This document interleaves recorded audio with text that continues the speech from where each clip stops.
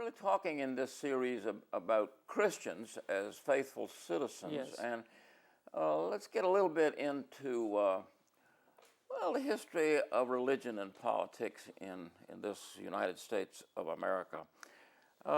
We have a very ambivalent relationship to governmental power, and especially to the notion of human freedom, which is sort of the big idea in American politics. Yes. Are we to be free from government or free for government as faithful citizens in this country? Right. Well, I think you could even generalize that as to whether freedom is freedom from or freedom for. Yeah. And certainly in our Christian heritage and in the colonial period, when the church was a very significant voice in public life, particularly in New England, freedom was understood as freedom for. Yes.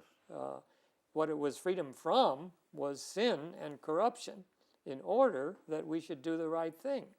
The notion that freedom meant freedom from all restraint, to just everybody does whatever they want, was the last thing they thought freedom meant.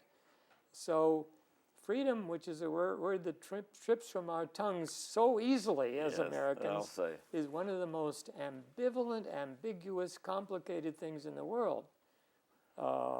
And it cuts down very much on this question: are we free to do the right thing? Yeah. Are we free from those things that almost force us to do the wrong thing? Almost 400 years ago, the leader of the Massachusetts Bay Colony made a sermon on that very theme aboard his ship, the Bellah. Yes. And that was the theme, freedom for. We are free for each other. We are in covenant with each other. That it was a socially responsible freedom. That's back there way a long time ago. Yes. My own sense is that Americans have made freedom synonymous with my individuality. Yes, and it's a long and complicated story, but I'm afraid our Puritan ancestors are probably responsible for that too, insofar as they tended to argue that only the converted could really be members of the church. Yeah. And that meant that it was your own personal experience of conversion that was key. Now, they saw that in a complex social setting in which a person would be nurtured so that they would have this experience. Yeah. But once you make individual experience prior to community, then you are on a slippery slope, which can say, I'm all that counts, and society and so on are dispensable. Yeah. Certainly that wasn't the case with the Puritans. Well, I wonder, as a sociologist, you undoubtedly have great empirical evidence that it's not possible to be a human being only on one's own lonesome. I mean, in 1978, Gallup had a polling, and 80% of Americans agreed with the statement: an individual should arrive at their own religion beliefs independent of any church or synagogue. Yes. How would you evaluate that opinion? Well, of course, it's very indicative that many people thought that, but you have to ask the question, how the heck would they ever know about any church or synagogue if they were totally on their own without any social context? The notion, on the contrary, that everyone belongs to the church, which of course is from another period in history, but nonetheless that we grow up within the church and become better Christians through the nurture of the church, is a counterweight. Now that's a more Catholic idea. Yeah.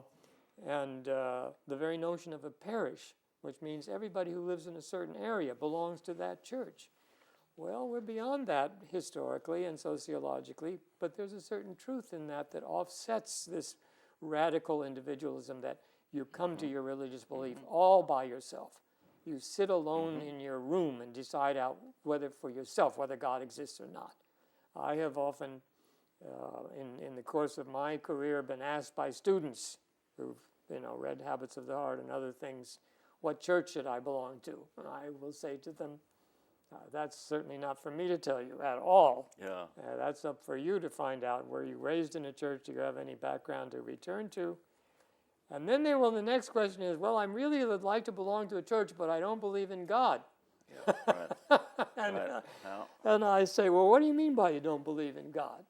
yeah. If you don't belong to a church and you don't understand what the people mean when they go through in their liturgy, they talk about God, and through their life and their ethics and what they do in the world, how do you know what God means? Yeah. Is that something you decide all by yourself, or is that something you learn by the experience of people for whom this term means a lot?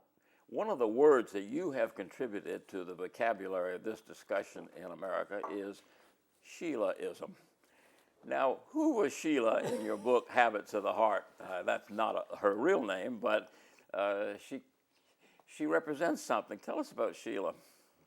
Well, I mean, that's one of the things in Habits that's been picked up and widely used. Sheila was really a very good person. She was a therapist, and she cared about other people. But in her religion, she said it was a belief in Sheila.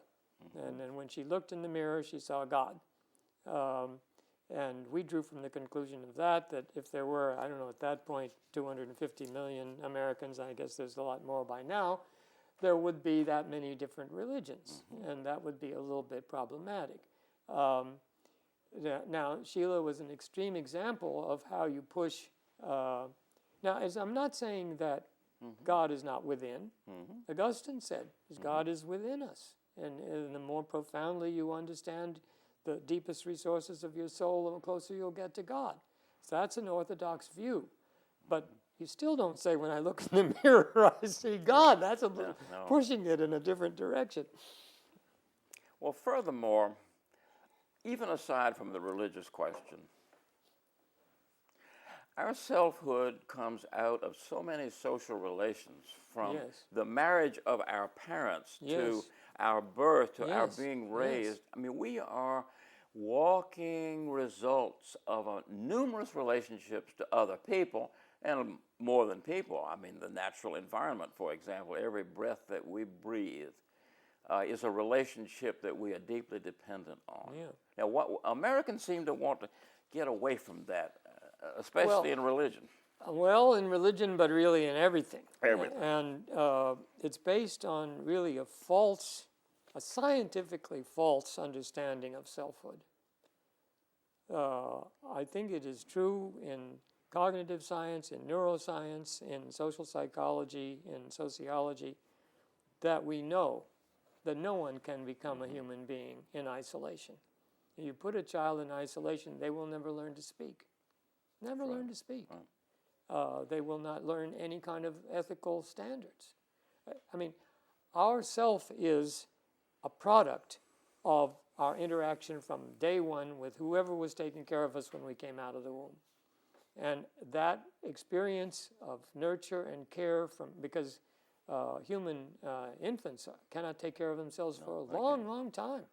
I'm told that when you isolate infants at birth, that if you keep them in the isolation ward long enough, they stop crying because nobody has responded to their crying. It doesn't do any good. Right. Well, you won't become a self unless you have deep interaction with other people. One of my favorite anecdotes on that is a meeting in which a man stood up.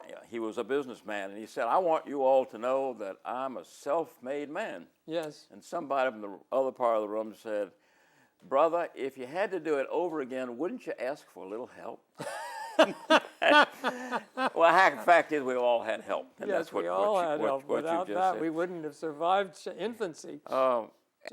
This individualism that we've talked a little bit about plays us false when we fail to somehow come up with the notion that sometimes it's not our fault what happens to us. Yes.